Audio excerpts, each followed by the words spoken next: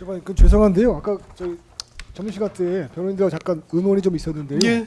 저희가 그 받은 부본에는 분명히 조은석 특검의 서명과 날인이 없었거든요. 예. 그 무효인 소송행위에 대해서 법원이 허가한다고 해서 정당화되는 건 아니라서 원본에 서명 날이 있는지 여부를 좀 확인해 보자는 변호인들은 의견이 예, 다 있습니다. 나중에 저 서류 한번 확인해 보십시오. 예, 예. 알겠습니다. 예, 예, 예. 재판부에서 뭐 이런저런 말씀을 다 안 드린다고 해서 막 그런 건 아니니까. 예, 저 그 159 사건, 저희 129 사건, 저 공소장 변경 허가 신청서에 저 원본에 다 날인돼 있는 거 확인했습니다. 아까 다 재판부에서 이미. 예, 계속해서 하실까요? 네. 변경된 공소장 진술하시죠. 네, 재판부께서 오늘 오전 공소장 변경 허가를 하심에 따라 변경된 공소 사실에 대해 말씀드리도록 하겠습니다. 오전 재판부 지휘에 따라서 간략히 요지만 말씀드리겠습니다. 내란 우두머리 등 내란 부분 관련해서 로마자 1항 피고인과 사건 관계인들의 신분 및 지위 부분에서는 피고인들 및 사건 관계인들의 현재 신분, 구속 기소 여부 등을 현행화하였고, 로마자 2항 1에서 3 부분에서는 이 사건 비상계엄 선포에 이르게 된 동기와 비상계엄 준비 상황 등에 대한 내용을 특검의 수사 및 재판 경과에 따라 변경하였으며, 로마자 2항 4에서 6 부분에서는 이 사건 재판 과정에서 법원이 압수수색 영장을 발부하여 확보된 경호처 비화폰 통화 기록을 포함하여 이 사건 재판의 증인신문 과정 등에서 일부 새롭게 확인되었거나 변경된 사실관계 등을 반영하여 구성요건 행위인 폭동의 구체적 일시, 장소, 행위 태양 등 공소사실의 세부 사항을 변경하였습니다. 직권남용 권리행사 부분 관련하여 재판부의 소송 지휘에 따라 경로자와 상대방을 특정하는 등 구체화하였습니다. 추가적으로 말씀드릴 것이 이 사건에 있어 피고인 김용현이 가장 먼저 기소된 후 다른 피고인들이 공범으로 순차 기소되었는데, 최초 기소 이후 추가 수사 등으로 인해 후속 기소된 피고인들의 공소장에는 내란죄의 일부를 구성하는 사실관계가 추가된 부분들이 있었습니다. 이 부분에 대해 이 사건 재판에서 이미 증언 녹취록 등 관련 증거가 모두 신청되었거나 심리가 이루어진 바 있으므로 그 내용들 또한 반영하여 피고인들의 공소사실을 모두 통일적으로 변경하였습니다. 상세한 내용은 공소장 변경 신청서를 참고하여 주시고, 특검에서는 기존의 공소장과 내용 대조를 하실 수 있도록 삭가 처리한 버전도 제출하였으니 이 부분도 참고해 주시기 바랍니다. 이상입니다. 예, 알겠습니다. 예, 변경된 내용에 어느 부분이 변경됐고 어떤 취지로 변경되었는지 쭉 진술을 했습니다.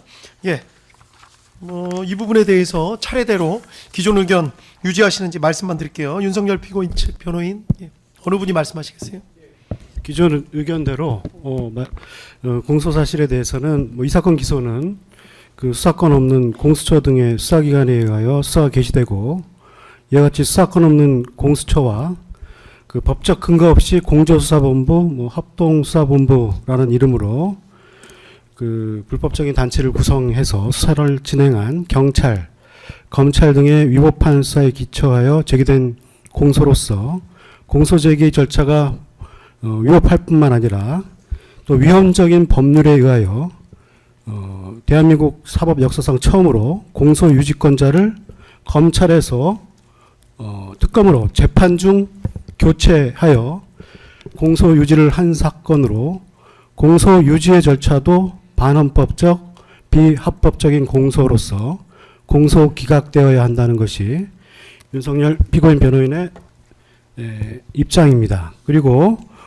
이러한 위법성은 공소 사실이 변경되었다 하더라도 마찬가지이고, 변경된 공소 사실에 의하더라도 공소 사실이 특정되지 아니하였고, 공소장 일본주의를 위배한 공소 사실의 기재가 있어서 형사소송법에 의하여 공소가 기각되어야 하고, 또 공소 사실 기재 자체로 내란죄 구성 요건인 국헌 문란의 목적이나 폭동 행위가 그 사실 기재 자체로 유죄로 판단될 수 없기 때문에 공소기각 판결이 되어야 하고, 백보 양보하더라도 내란죄 구성 요건인 국헌 문란의 목적이나 폭동이 이 구성 요건을 충족하지 못하기 때문에 무죄가 선고되어야 한다는 것이 변호인의 입장입니다. 이상입니다. 예, 기존에 제출하셨던 의견서 내용 그대로 원용하셔서 말씀 주셨고요. 다음 김용현 피고인 변호인, 어느 분이 말씀하시겠어요? 예, 저하고 담당 변호사가 간단히 하겠습니다. 일단 변경된 공소장에 대해서는 저희들 굉장히 유감스럽게 생각합니다. 왜냐하면은 특검 측에서는 공소장 변경할 때는 공소 사실의 동일성의 범위를 넓게 보고 있습니다. 그러면서 별건으로 기소할 때는 좁게 봐서 별건 같은 기소가 아니다 이렇게 모순된 주장을 하고 있습니다. 그런데 이것이 법원에 의해서 허용되고 있는 상황이라서 좀 굉장히 유감스럽게 생각하고요. 그러나 이미 결정을 하셨기 때문에 그에 대해서 변론을 하자면 바뀐 공소사실이나 바뀌지 않은 바뀌기 전후의 공소사실 모두 보더라도 대통령의 비상기업 선포의 요건이 충족되지 않았다. 그거를 대통령밖에 판단할 수 없는데 검사들이 그걸 훔쳐가서 자신들이 판단하면서 요건이 안 됐기 때문에 그 전에 모든 사전에 있었던 모든 일들, 그다음에 계엄사무 수행 과정, 그리고 계엄사무 마무리 과정이 전부 다 범죄다. 이런 검사들의 주관적인 정치적 상상력에 기초해서 이루어진 픽션에 불과합니다. 이런 것들은 다 마땅히 수사권이 없기 때문에 사법심사의 대상이 안 되기 때문에 공소기각으로 마무리가 돼야 되고요. 아침에도 오전에도 말씀드렸다시피 그 특검보 스스로 인정을 했습니다. 예를 들어서 뭐 선관위 직원들에 대한 어떤 유형력의 행사가 있었는지 실제로 그런 거 없었거든요. 그래서 저희가 실행의 착수에 대해서 개별 검사들이 주장하는 개별 계엄 사무 수행에 대한 실행의 착수를 밝히라 했는데도 밝히지 않고 있고 엉뚱한 이야기들, 특히 정치적 수사들, 정치적 프레임들을 추가로 집어넣어서 자신들의 그 빈약한 기존의 공소사실을 보충해 보겠다는 그런 꼼수에 불과하다 그런 입장입니다. 상세한 내용 다른 변호인이 또 얘기하겠습니다. 네, 재판장님 김지미 변호사입니다. 먼저 예. 저희는 공소기각을 주의적으로 구하고 또 실체관계에 들어간다 하더라도 무죄 판결 외에는 다른 선택의 여지가 없다. 이런 점을 먼저 결론으로 말씀을 드립니다.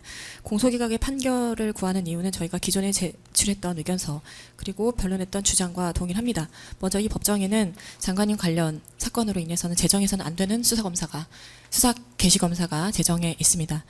따라서 저희는 이 기소 자체가 불법할 뿐만 아니라 공소 유지도 위법하기 때문에 당연히 실체관계에 들어가셔서는 안 되는 공소기각의 판결로 마무리가 되어야 하는 그런 사안이라고 보고 있습니다. 그리고 지금 변경된 공소장에 관해서 저희가 의견서 44번으로 진술한 바 있습니다만 공소장 변경은 이제 원칙적으로 기본적 사실관계가 동일할 때 그리고 피고인의 방어권을 침해하지 않는 선에서만 가능한데 저희가 공소장 그러니까 지금 2025년 12월 31일로 접수된 공소장을 여러 번 읽어봤으나 기존에 저희가 33회 공판기일을 진행하는 동안에 방어권을 행사하지 못한 부분이 상당히 많이 들어와 있고 또 특별히 이중기소의 문제가 있습니다. 지금 다른 재판부에서 안보폰 관련해서 기소가 되어 있고 해당 그 재판은 벌써 이제 다음 주엔 8회 공판기일을 맞이하게 됩니다. 그렇다면 안보폰과 관련해서도 저희가 충분히 다투고 방어권을 행사해야 하는데 이런 부분들이 전혀 그 고려되지 않은 상태에서 재판장님께서 공소장 변경을 허가하셨고 이 부분에 대해서 저희가 만약에 이게 다투는 저희들이 이제 반박할 수 있는 기회가 없다면 당연히 방어권 침해로 기결될 수밖에 없다. 따라서 해당 부분에 대해서는 당연히 판단하시면 안 된다는 입장입니다. 또 저희가 그 832 사건, 그러니까 그 안보폰 관련해서 기소가 된 사건에서도 저희가 해당 부분의 이중기소라고 처음부터 얘기를 했습니다.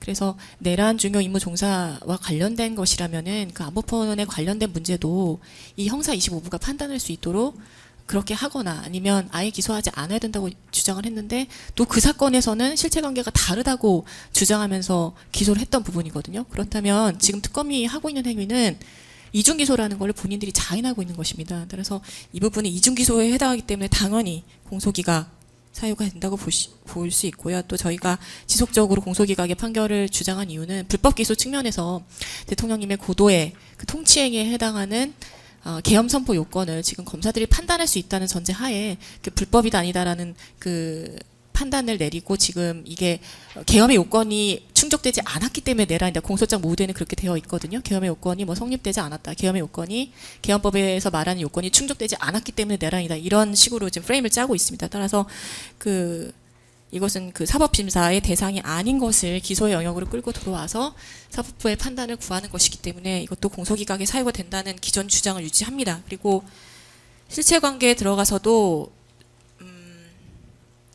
지금 지난 기일에 특검보께서 말씀하시기를 뭐 국회에 저지되어 장관님께서 국회 입정이 저지가 된 사례가 있느냐 이렇게 물어보셨을 때 뭐 인터넷에 많다 이런 얘기를 했거든요. 근데 그것 자체가 뭐 증거조사에 들어가셔서 보시면 아시겠지만 상당히 많은 부분이 12월 4일부터 아직 수사가 개시가 되지도 않았음에도 불구하고 언론사들이 마음대로 작출해낸 허위 기사를 토대로 수사가 이루어진 바 있고 그 기사를 사실상 맞는 이야기인지 검증하는 것이 이 내란 재판에서 이루어진 수사의 그 전부라고 봅니다. 그래서 재판장님께서 공판 준비 기일에 기사 관련해서는 전부 공소기각을 하시지 않았습니까? 그렇다면 수사에 그 개시가 된 것들 그리고 내란 중요 임무 종사에 해당한다고 주장하게 된 그 근거에 해당하는 기사가 전부 기각이 되었다면 사실 이 공소 사실은 유지할 필요가 없는 것입니다. 그래서 저희는 실체 관계에 들어간다 하더라도 당연히 이건 입증이 없다. 입증이 전적으로 없다고 보는 입장이고요. 그리고 33회 공판 기일까지 진행된 그리고 두 번의 기일회 증거 조사를 통해서 현출된 증언들을 보면 중요한 지금 공소 사실의 중요한 부분들 예를 들면 뭐 선관위를 시설을 점거하려고 했다. 정당 제도를 부인하려고 했다. 뭐 의회를 해산시키려고 했다. 뭐 폭력을 동원해서 국회의원들을 체포하려고 했다. 이것들이 다 지금 목적범에 해당하는 내란 중요 임무 종사의 구성 요건인 국헌 문란을 인정받기 위한 것입니다. 그런데 그렇다면은 출석한 증인들의 입에서 증언으로 정말 본인들이 그런 지시를 받았고 그런 일을 시도했다는 것이 한 번이라도 입증이 되었어야 되는데 지금 그런 증언들은 저희가 공판 조서를 여러 번 받고 녹취서도 봤는데 그런 증언은 나온 바가 전혀 없거든요. 그래서 공소장 변경 자체도 저희는 사실은 이루어져서는 안 되고 또 변경된 사실에 기초한다 하더라도 그동안 진행된 증인신문 절차에 따를 때 그 과정에서 현출된 증언들에 따를 때는 공소 사실은 전적으로 입증되지 않았다는 입장입니다. 그리고 한 가지 더 말씀을 드리면 지금 직권 남용 권리 행사 부분에 대해서 재판장님께서 지속적으로 공소장 변경이 필요하지 않냐라는 것을 초반부터 말씀해 주셨는데 그 이유는 지금 변경되기 전에 공소장 구조를 보면 그 83페이지에 달하는 것 중에서 직권 남용 권리 행사 방해는 사실 몇 페이지가 뭐 한두 페이지밖에 되지 않습니다. 그 구조 자체가 내란 중요 임무 종사에 관한 공소 사실을 그대로 흡수해서 직권 남용 권리 행사에 가지고 와서 법정 평가만 달리하는 것이기 때문에 사실 그 처음부터 내란 중요 임무 종사에 해당하는 구성 요건을 가지고 하나는 그게 내란이다. 두 번째는 그게 직권하면 권리 행사다. 이렇게 평가를 두 개로 나뉘어서 하고 있는 거거든요. 그런데 이제 와서 지금 공소장 내란 중요 임무 종사에 관해서 그 공소 사실을 변경한 것도 저희는 타당하지 않다고 보는데 그걸 가지고 직권남용 권리 행사의 부분에 그래서 대거 인용하고 있거든요. 뭐 2항에 나항에 6항에 뭐 의하여 이런 식으로 전부 지금 내란 중요 임무 종사에 관한 공소 사실을 그대로 유지하고 있는 것이기 때문에 사실 공소장 변경 문제가 내란 중요 임무 종사에만 한정되는 것이 아니라 직권남용 권리행사 방해에서도 지금 저희가 침해받고 있는 방어권이 굉장히 심합니다. 처음부터 그렇게 만약에 직권남용 권리행사를 썼다면은 저희가 33일 공판기일이 진행하는 동안 그것에 대해서 충분히 다퉜을 겁니다. 안보폰에 관해서도 마찬가지고요. 그런데 단 한 번도 저희가 그런 반대 신문의 기회를 보장을 받은 적이 없거든요. 재판장님께서는 오전에 공소장 변경을 허가하시면서 그런 부분은 지금 그 주장을 한다 하더라도 그러니까 공소장 변경된 공소 사실이 유지가 된다고 하더라도 입증이 없기 때문에 입증 책임을 부담한 특검의 불이익으로 돌아갔기 때문에 괜찮다라고 하시지만 사실 방어권을 행사하는 변호인들의 입장에서는 사실 그렇게 간단한 문제가 아닙니다. 그래서 직권남용 권리 행사에 관해서는 초반에 보시면 아시겠지만 도저히 뭐 어떻게 특정을 해야겠다는지 계획을 전혀 알 수 없는 그런 공소 사실을 냈다가 갑자기 2025년 12월 31일에 그렇게 대거에 공소장 변경을 시도해서 직권남용 권리 행사 부분이 대거 늘어난 것은 당연히 저희들로서는 기본적 사실관계도 인정할 수 없거니와 방어권 침해가 심각하기 때문에 전 당연히 그건 공소기각의 사유를 또 하나 추가로 주장을 드립니다. 이상입니다. 예, 재판장님 권유현 변호사입니다. 몇 가지만 추가로 말씀드리겠습니다. 우선 비상계엄 선포는 이제 통치 행위로서 이제 사법심사의 대상이 아니다와 관련되어서 대법원 96도 3376 판결 누구에게나 일견 명백한 위헌 위법이 있다라는 것이 입증이 되어야 되는 것이고요. 그리고 또 하나는 2003도 7878 판결입니다. 대북 송금 관련되어서 이 판결에서는 정책 결정 행위와 집행 과정을 별개로 구분했습니다.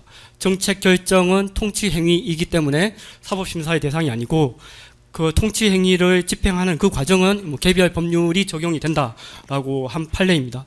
근데 이 사건 같이 비상계엄은 그 자체가 정책 결정의 행위입니다. 그렇기 때문에 2003도 7878 판결에 의하면 당연히 사법심사의 대상이 안 된다라는 것을 좀 추가로 말씀을 드리겠고요. 그리고 아까 공소장 변경 진술을 특검에서 하면서 매우 의미 있는 발언을 하였습니다. 장관님이 먼저 기소가 되었고 다른 피고인들은 공범이다라는 식으로 말씀을 했습니다. 이 당시 검찰이 장관님에 대해서 기소할 때는 특별검사법이 적용이 안 되었고 그 당시 형사소송법과 검찰청법이 적용이 되는 사안이었습니다.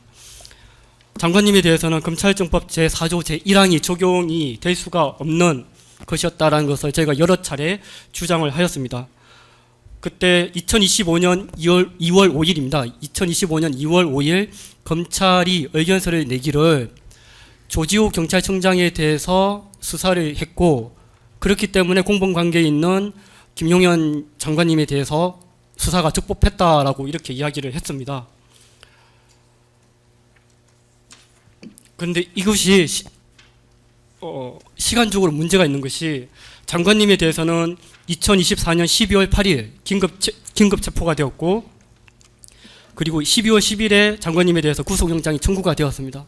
조지호 경찰청장에 대해서는 2024년 12월 11일 장관님이 먼저 긴급 체포되고 구속영장이 청구된 그 이후에 긴급 체포가 되었습니다. 그렇기 때문에 시간적인 순서, 논리적인 순서로 의한다고 하더라도 검찰청법 제4조 제1항에 의해서 장관님에 대한 수사권이 발생할 수가 없는 사안이었습니다. 이 부분에 대해서 다시 한번 말씀을 드리는 바이고요. 그리고 수사검사의 공소제기와 관련되어서는 이제 검찰청법 제4조 제2항이 적용이 됩니다. 당시에는 특별검사법이 적용이 안 되는 사안이었고 역시나 형사소송법과 검찰청법 제4조 제2항이 적용이 되는 사안이었습니다. 당연히 여기 앉아 계시는 박영 검사님들은 그 당시에 수사를 하셨던 분들입니다. 그렇기 때문에 검찰청법 제4조 제2항에 의해서 수사에 참여할 수가 없는 분들입니다. 우선 이런 형식적인 부분에 대해서 다시 제가 추가로 말씀을 드렸습니다. 이상입니다. 예, 알겠습니다. 예, 다음 노상원 피고인 변호인. 예. 예, 내란 혐의에 대해서 일단 국헌문란의 목적도 없었고 또 폭동행위도 없었다는 게 기본 입장이고요.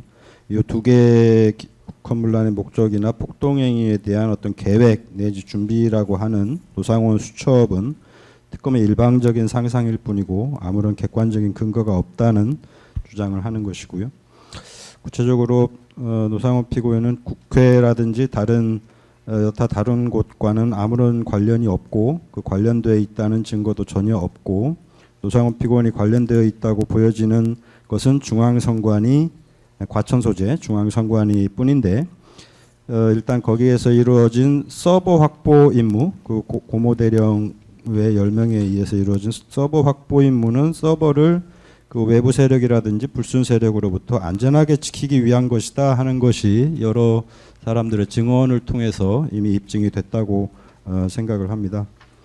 그다음에 제2수사단 같은 경우는 합수부 향후 이제 구성이 되는 합수부에 대한 보조 지원 임무를 맡고 있었던 것인데 그마저도 실제 실행된 사실이 없다는 점을 말씀드리고 싶고요. 그다음에 군경이 중앙선관위 주변에 출동한 사실은 있지만 이것이 한 지방의 평온을 해할 정도였다 하는 것을 입증할 만한 증거는 전혀 없었습니다.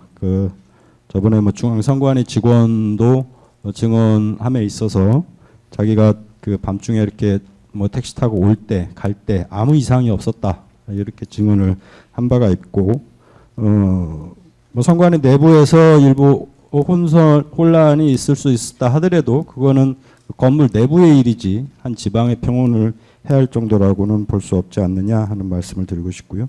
그다음에 직권남용 권리행사 방해 부분에 이번에 보니까 방첩사 인원들 출동하는 것도 그 공소장 변경에서 이제 나와 있던데요.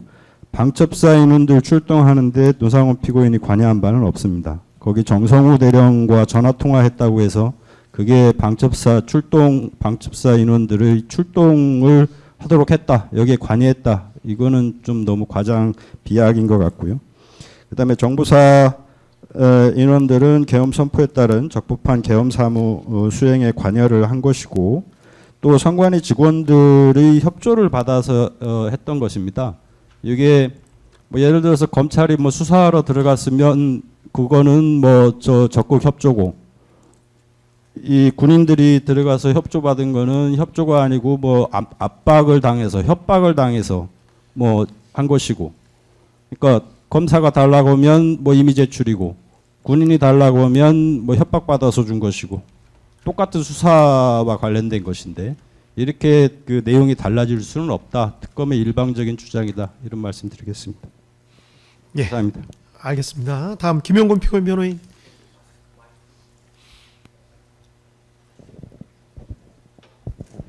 네, 기존의 의견서로 진술했던 의견과 동일하게 변경된 공소장에 대해서도 진술하겠습니다.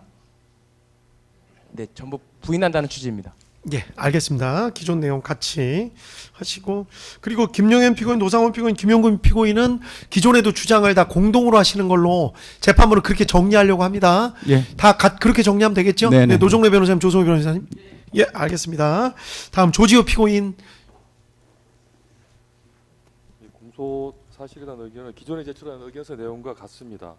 다만 조금만 설명드리면 내란죄 성립 여부에 대해서는 법리상 다툼이 많으니 이제 상피고인들 의견을 충분히 참고해서 판단해 주십사 하는 정도의 의견이고요. 그리고 조지호 피고인은 내란죄에 공부관계가 없었고 기존에 치안유지 활동 범위 내에서 권한을 행사했기 때문에 직권 남용에 해당하지 않는다라는 기존 입장과 동일합니다.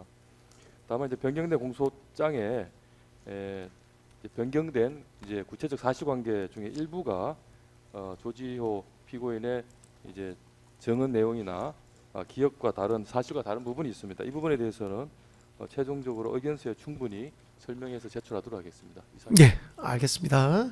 예, 다음 김봉식 피고인. 예. 네, 김봉식 피고인도 기존의 의견대로 변경된 공소사실에 대해서 부인을 하도록 하겠습니다. 다만 추가적으로 뭐 추후에 상세한 의견서를 제출하겠습니다만 여기를 간단히 좀 말씀드리면 우선 국헌문란의 목적에 대해서 변경된 공소장 그 27쪽의 mat 제목은 대통령 윤석열과 김용현 등의 국헌문란 목적 이렇게 되어 있고요. 결론 부분에 이렇게 되어 있습니다. 결국 대통령 윤석열과 김용현, 박한수, 여인영, 곽종건, 이진우, 문상호, 피고인 조지호, 피고인 김봉식, 노상원, 김용군 등은 비상계엄을 선포하고 다수의 군인과 경찰을 동원하여 국회의원과 선거관리위원회 관계자들을 체포, 공업 등으로 강압함으로써 그 권능 행사를 불가능함과 동시에 의회 제도를 부인하고 선거관리위원회와 정당을 장악하고 전산자료를 무단으로 확보하고 영장주의 등 헌법과 형사소송법상의 기능을 소멸시킬 목적, 즉 국권을 문란하게 할 목적으로 폭동을 일으키기로 모의 및 준비를 한 것이다 이렇게 되고 결론 부분에도 이렇게 같은 취지로 기재되어 있습니다. 근데 여기에 이제 기재된 그 국회의원과 선거관리위원회 관계자 체포 구금, 또 의회제도 부인, 선관위와 정당 장악, 영장주의 등 헌법과 형사법상의 기능을 소멸시킬 목적 이 부분이 있었는지 여부는 뭐 이 재판을 통해서 밝혀져야 되겠지만 12월 3일부터 4일까지 그 비상계엄이 선포될 당시에 피고인 김봉식은 이러한 내용을 전혀 모르고 있었던 내용입니다. 즉 이 대부분의 내용들은 경찰 수사 단계나 검찰 수사 단계에서 체포 구금이나 이런 사실을 알고 있느냐, 선거관리위원회에 뭐 배치된 사실을 알고 있느냐 이렇게 질문을 통해서 듣거나 그 당시에 언론 보도를 통해 알게 된 것입니다. 그리고 또 추가된 공소사실 중에 그 단전단수 관련된 부분은 재판 과정에 또 언론 보도를 역시 통해서 알게 된 내용입니다. 그래서 수사와 재판 과정에서 알게 된 부분에 대해서 어떻게 그걸 소급하여 12월 3일부터 모의하였다는 것인지 그 부분은 좀 이해가 되지 않습니다. 그 말씀을 드리고 결국은 피고인에게는 무죄가 선고돼야 된다는 게 변호인 입장입니다. 예, 알겠습니다. 예, 다음 윤승영 피고인. 예, 윤석열 피고인의 입장은 단호합니다. 변경된 공소 사실을 전부 부인하고 저희들은 객관적 증거와 법리에 따르면 공소 기각 또는 무죄가 선고될 것을 분명하게 자신합니다. 예, 알겠습니다. 마지막으로 먹현태 피고인.